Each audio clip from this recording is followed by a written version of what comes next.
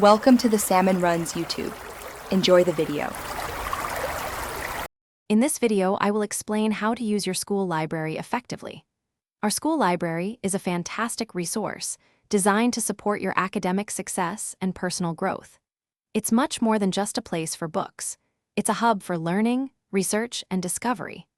Understanding how to navigate its many offerings will empower you to find the information you need, explore new topics, and make the most of your educational journey. Let's dive in and unlock the full potential of your library. Finding the right resources is key to successful research and learning. Start by using our easy-to-access online catalog, which allows you to search for books, articles, and digital materials from anywhere. When looking for physical books, familiarize yourself with our classification system. It helps organize everything neatly. Don't hesitate to approach our friendly librarians. They are experts at guiding you to specific information or helping you discover new resources you might not have considered. They are here to help you every step of the way.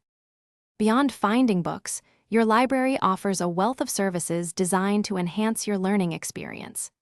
Take advantage of our computer workstations, printing facilities, and quiet study areas perfect for focused work.